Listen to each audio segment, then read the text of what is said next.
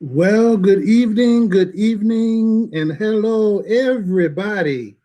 Welcome to Monarch Academy Annapolis as we present for you a special tribute of the life and legacy of Dr. Martin Luther King Jr. And let me introduce to you our guidance counselor. She is, I say it all the time, she is the best guidance counselor on this side of America, Miss Nikki Johnson. All righty, boys and girls, teachers, staff members, students, and community. Welcome, welcome, welcome. So, I have the pleasure of welcoming you guys to our afternoon tribute honoring the life and legacy of Dr. King. So, we have something really special in store for you guys today. So, we want you to make sure that you are remembering our rules, remembering the 4 R's: showing respect for self, showing respect for others, showing respect for learning, and showing respect for property. So, again, this performance is actually live streamed. So, we see each other, but of course, we can't see your lovely faces. But we know that you guys are in front of your Chromebooks, in front of your computers and your phones, and you are ready to jump into the celebration with us today to celebrate the life of Dr. King. So, we have some special people on board with us today, and Mr. Rowell is going to introduce these special people in just a minute. But we're going to move on to a particular question. So the question is, why are we here today? Why are we here? So if I was in a classroom, I probably would be getting boys and girls to raise their hands and answer the question like, hey, what are we doing today? What's the purpose of us being here today? So I'm looking across my screen and I sort of don't see any students except for, oh, I have one. So, Life, we didn't rehearse this part, but do you want to unmute and tell me why we're here today? Why do you think we're here? Because today is a really, really special day. Exactly. Life hit it on the nose right away. Today is a really special day. It is Dr. Martin Luther King Jr.'s actual birth date. It is his birthday today, January the 15th. Remember, on the morning announcements this morning, I told you guys that we honor and celebrate his birthday as a nation on Monday. That's the reason you're out of school. You're actually just not out of school to like lay around, watch TV, watch movies, or anything. You're actually out to honor the life of Dr. King. So it's a great day to participate in some type of service, to participate in some type of act of kindness. Okay. So there's purpose for Monday. But guess what? Life hit it on the nose. This is a wonderful day. It's a super day. It's a terrific day. And we have some great things to share with you guys. Okay. So I do have a quote I want to share with you before we have our presentation. The quote says, "The time is always right to do what is right." So, as you listen to today's tribute, I am asking you guys to think, every single Monarch Academy Annapolis scholar, think of one takeaway from today's performance, from today's tribute, that you can take away and that you can try to do something that's right, something that's positive, something that's good. Okay. We don't want you to just sit and listen. That's not what we do here. We want you to get involved. We want you to listen, not just with your brains, but we want you to listen with your hearts. And we want you to walk away today taking some nugget, some piece of knowledge or information that you can use to go out into our world and make our world a better place. So I'm going to turn it back over to Mr. Rowell at this time. And Mr. Rowell, you can introduce our very first person. Our very first person today is one of our own, and he is speaking on the fact of I am young Martin. Life Morrison, take it away. Hello, my name is Martin Luther King Jr. I was born in Atlanta, Georgia on January 15th, 1929. My mom and dad named me Michael, but I changed my name to Martin. I enjoy playing with my brother AD and my sister Christine. When I was young, I was like many of you when it came to playing with my sister and brother. We just didn't have a Nintendo Switch or Xbox back then. I had a really special friend in my neighborhood who I really loved playing with, but I had to go to one school while he went to another because I was black and he was white. When I was young, I really loved singing hymns and reading the Bible with my grandmother, Mama. When I was 13, I became the youngest assistant manager of a newspaper or delivery station for the Atlanta Journal. I attended Booker T. Washington High School in Atlanta and made pretty good grades. I know each of you are making good grades as well. Believe it or not, at the age 15, I was accepted into Morehouse College. I love playing football, and I guess if I had to pick a favorite team now, it may be the Atlanta Falcons. I was a principled young man who wanted to make a difference in our world early on in my life. I am young Martin. Wow, young Martin, excellent job, excellent job. I feel a round of applause coming for young Martin. Great job, sir. And now we're going to move on. As Martin grew up, he became a civil rights leader. And none only, but my nephew, William Rowel, is Martin, the civil rights activist. Take it away, William. At Morehouse, I favored studies in medicine and law, but these were eclipsed in my senior year by a decision to enter the ministry, as my father had urged. My mentor at Morehouse was the college president, Benjamin Mays, a social gospel activist whose rich oratory and progressive ideas had left an indelible imprint on my father. Committed to racial equity and to fighting racial inequity, my mentor accused the African American community of complacency in the face of oppression, and he prodded the Black church into social action by criticizing its emphasis on the hereafter instead of the here and now. It was a call to service that was not lost on me. I graduated from Morehouse in 1948. While in Boston, I met Coretta Scott, a native Alabamian who was studying at the New England Conservatory of Music. We were married in 1953 and had 4 beautiful children. I had been pastor at the Dexter Avenue Baptist Church in Montgomery, Alabama, slightly more than a year when the city's small group of civil rights activists decided to contest racial segregation on the city's public bus system, following the incident on December 1st, 1955, which some of you all might remember, in which Rosa Parks, an African-American woman, had refused to surrender her bus seat to a white passenger. And as a consequence, she was arrested for violating the city's segregation law. Following that, activists formed the Montgomery Improvement Association to boycott the transit system, and they chose me as their leader. I had the advantage of being a young, well-trained man who was too new in town to have made enemies. I was generally respected, and it was thought that my family connections and professional standing would enable me to find another pastor should the boycott fail. In my first speech to the group as its president, I declared, I have no alternative but to protest. For many years, we have shown an amazing patience. We have sometimes given our white brothers the feeling that we liked the way we were being treated.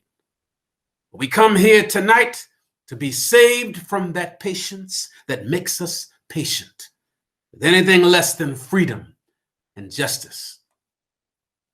And these words that I spoke introduced the country to a fresh voice, a skillful rhetoric, an inspiring personality, and in time, a dynamic new doctrine of civil struggle. Although my home was bombed and my family's safety was threatened, I continued to lead the boycott until 1 year and a few weeks later, the city's buses were desegregated. Recognizing the need for a mass movement to capitalize on the successful Montgomery action, I set about organizing the Southern Christian Leadership Conference. We call it SCLC, which gave me a base of operation throughout the entire South, as well as a national platform from which to speak. I lectured in all parts of the country and all around the world and discussed race-related issues with religious and civil rights leaders at home and abroad. And in February 1959, me and my party were warmly received by India's Prime Minister Nehru and many others as a result of a brief discussion with followers of Gandhi about the Gandhian concepts of peaceful non-compliance. I became increasingly convinced that nonviolent resistance was the most potent weapon available to oppress people in their struggle for freedom. I also looked to Africa for inspiration. The liberation struggle in Africa has been the greatest single international influence on American Negro students. Frequently, I hear them say that if their African brothers can break the bonds of colonialism, surely the American Negro can break Jim Crow. In 1960, me and my family moved back to my native city of Atlanta, where I became co-pastor with my father at the Ebenezer Baptist Church. At this post, I devoted most of my time to the SCLC and the civil rights movement, declaring that the psychological moment has come when a concentrated drive against injustice can bring great tangible gains. And my theses were soon tested as I agreed to support the sit-in demonstrations undertaken by local Black college students. In late October, I was arrested with 33 other young people protesting segregation at the lunch counter in an Atlanta department store. Well, the charges were dropped, but I was sentenced to state prison on the pretext that I had violated my probation on a minor traffic offense committed several months earlier. And the case assumed national proportions, with widespread concern over my safety, and outrage at Florida's and Georgia's flouting of legal forms, and the failure of President Dwight D. Eisenhower to intervene. I was released only upon the intercession of Democratic presidential candidate John F. Kennedy, an action so widely publicized that it was felt to have contributed substantially to Kennedy's slender election victory 8 days later. Now, in the years from 1960 to 1965, my influence reached sky high. Handsome, eloquent, and doggedly determined, I quickly caught the attention of the news media, particularly in the producers of the budding medium of social change, television. And this was well before iPhones and the internet. But I understood the power of television to nationalize and internationalize the struggle for civil rights, and my well-publicized tactics of active nonviolence, sit-ins, protests, and marches that aroused the devoted allegiance of many African Americans and even liberal whites in all parts of our country, as well as support from the administrations of President Kennedy and Lyndon Baines Johnson. There were also notable failures, as in Albany, Georgia, around 1961, when me and some of my colleagues failed to achieve desegregation goals for public parks and other facilities. Now, can you imagine? Parks, swimming pools, and public facilities were all segregated, meaning Black children and white children could not be in the same place at the same time. Now, in Birmingham, Alabama, in the spring of 1963, my campaign to end segregation at lunch counters and in hiring practices drew nationwide attention when police turned dogs and fire hoses on the demonstrators. I was jailed along with large numbers of our supporters, including hundreds of school children, much like yourselves.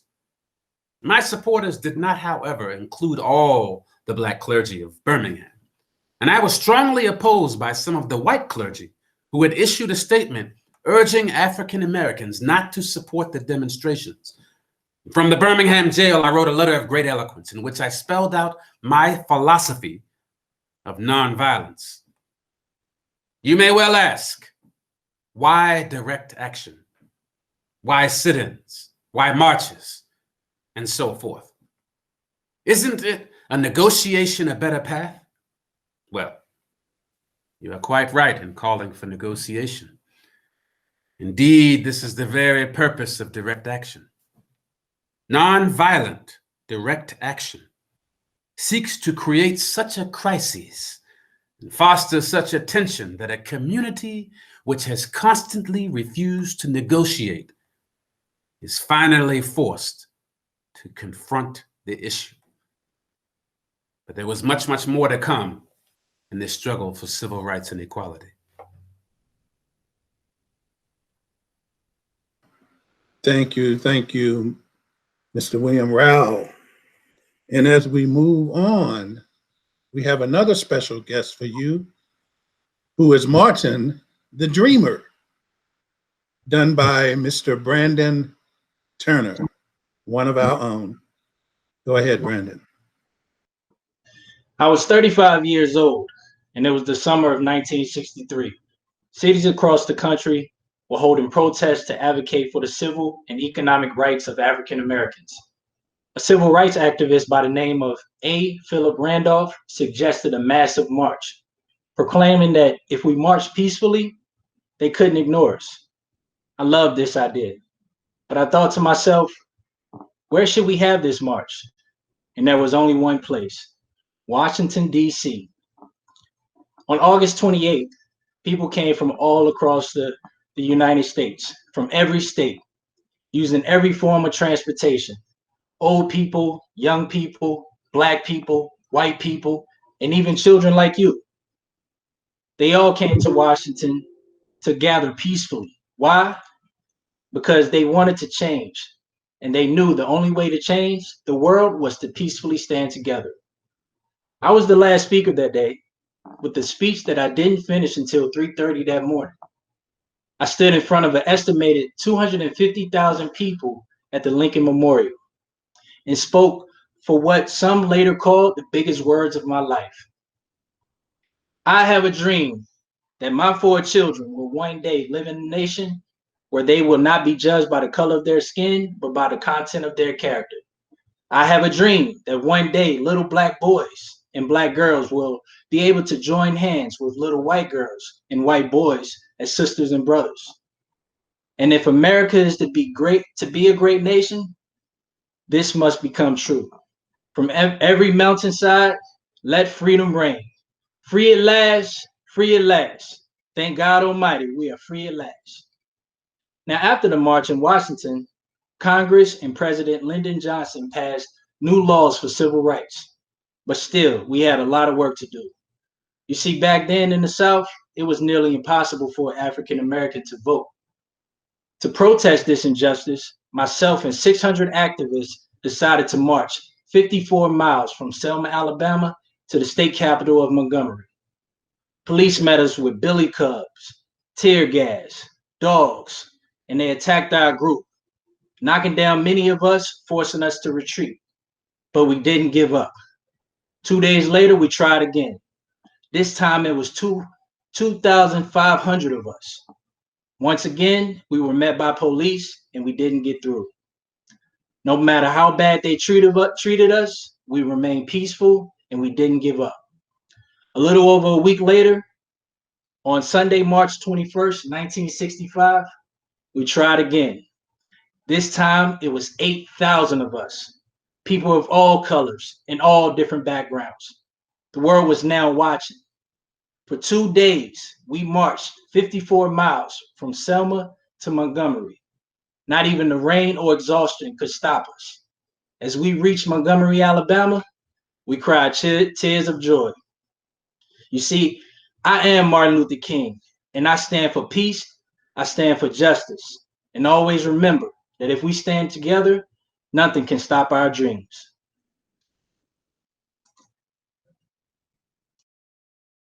Well, thank you Thank you so much. Wow, Martin Luther King Jr., right here before our very eyes. Can you believe it? Life Morrison, that's the young Martin. William Rowell, that's the civil rights leader. And Brandon Turner, that's the dreamer. We hope you enjoyed our presentation for today. And as always, I look to my friend, Miss Nikki Johnson, and she's going to take it away for you. All righty, boys and girls. Miss Johnson needed to get her tissues over here. I totally enjoyed our tribute. I am hoping that each and every single Monarch Academy Annapolis scholar is walking away with some nugget of information, something that maybe you did know before, but maybe you learned a little bit more about, or maybe it's something brand new that you knew nothing about. Walk away from today's tribute with something that you can share with someone else. So, Mr. Rao, I think we're doing this again at 5 o'clock. Am I right?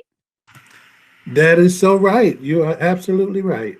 All righty. So I would encourage every single Monarch scholar to bring somebody. Find someone in your home that didn't get a chance to see this wonderful tribute. Call a neighbor. Make sure you call grandmom or grandpop, auntie or uncle, whoever you choose to, and invite your entire family to tonight's tribute at 5 o'clock. We are super, super proud of Mr. Turner, of Life, and Mr. Rao. Miss Johnson's going to have to go get herself some Kleenex because I'm trying to hold it together over here, but I'm just so, so, so happy and proud. So, of course, you know, music is like everything, right? Like Mr. Rao, we laugh and joke around sometimes, don't we, Mr. Rao? And Mr. Rao kind of he can sing. Miss Johnson can't sing. So I had to find a song that I thought was a nice song that you could sing even as you're at home right now. And just to kind of conclude our program. And the song is called Sing About Martin. So what I'm going to do is I'm going to play a few lines of Sing About Martin so we can kind of move on to the conclusion of our program. I want you to sing along.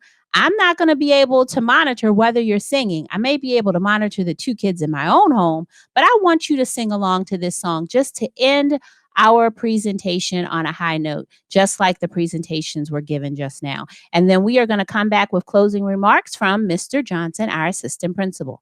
So let's start our song.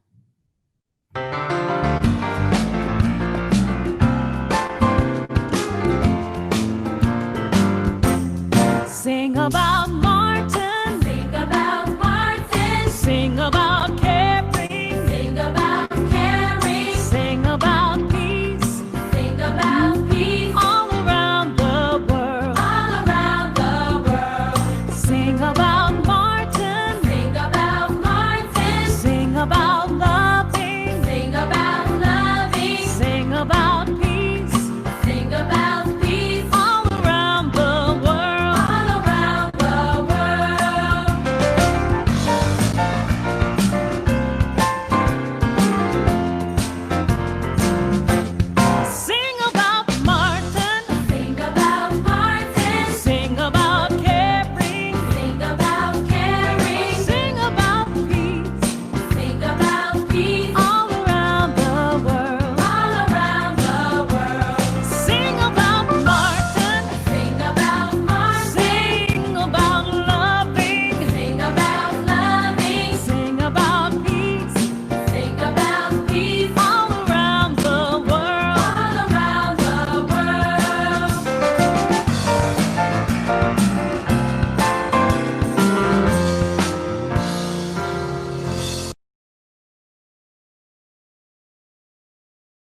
All righty. Thank you so much. All right, Mr. Johnson, I am going to turn it over to you for closing remarks before we let our scholars go off and kind of debrief and have a little class discussion about today's tribute.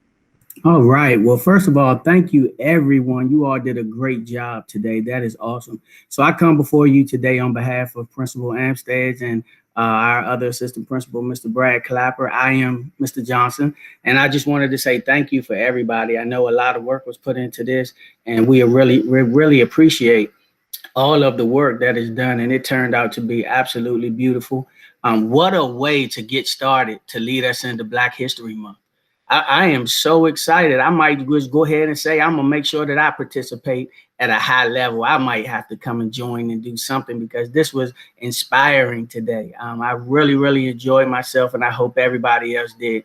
As Mrs. Johnson said, please make sure that you take something away from this today. Learn something today, take it away.